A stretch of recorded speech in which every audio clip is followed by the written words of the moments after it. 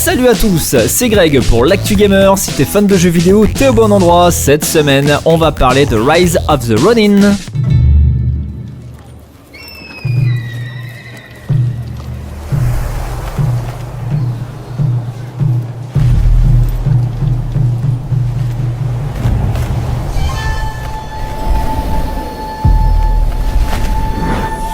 Rise of the Ronin est le prochain jeu exclusif pour PlayStation, prévu le 22 mars prochain. Le nouveau titre de Team Ninja arrive et je peux vous garantir que ça va taper sec.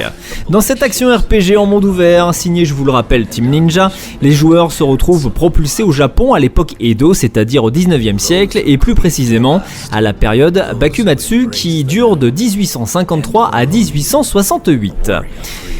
Ils y incarnent un Ronin, c'est-à-dire un samouraï qui n'a plus de maître. Lors de cette période, le pays du soleil levant va commencer à s'ouvrir vers l'extérieur après avoir mis fin à sa politique isolo-sioniste du Sukoku. Et bien entendu connaître de profonds bouleversements politiques alors que le shogunat fait face aux patriotes. Le pays se dirige alors progressivement vers l'ère Meiji, qui est à l'origine du Japon actuel. Rise of the Ronin s'inspire de cette période de l'histoire et se le réapproprie pour créer une intrigue sur laquelle le joueur ou les joueurs influent par leur choix. Je vous rappelle que Rise of the Ronin sortira exclusivement sur PS5 le 22 mars prochain. Et pour clôturer l'actu gamer, on va parler de Dragon's Dogma 2. At last, the bell has tolled on the age of the console. Dragon's Dogma 2 est un jeu de rôle-action développé par Capcom, et oui, Street Fighter, Resident Evil, Devil May Cry ou encore Monster Hunter, rien que ça, qui se déroule dans un monde de fantasy. Alors suite du premier épisode sorti en 2012, le titre propose aux joueurs de définir leur propre expérience, de l'apparence de leur personnage, en passant par la façon d'approcher les situations. Des pions à l'intelligence artificielle très développés peuvent aussi vous accompagner dans votre aventure. Il est vrai que le jeu en monde ouvert offre de nombreux systèmes pour faciliter l'exploration. Certains optent pour des montures que l'on peut dompter afin de parcourir le monde sur le dos. C'est le cas notamment de The Legend of Zelda Breath of the Wild par exemple, où l'on parcourt les plaines d'Hyrule avec notre fidèle destrier. D'autres mettent en place l'utilisation des véhicules, comme dans la saga Far Cry ou dans les jeux GTA, facilitant nettement l'exploration.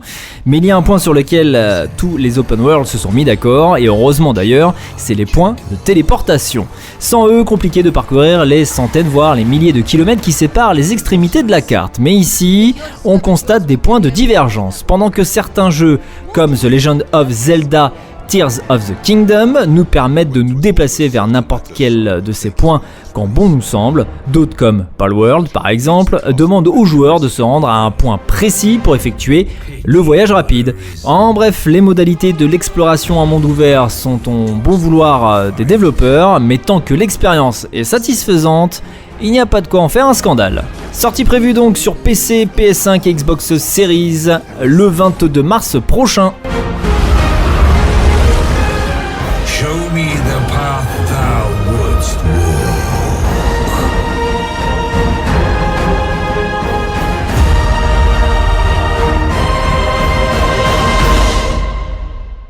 C'était Greg pour l'Actu Gamer, bon game et à la semaine prochaine.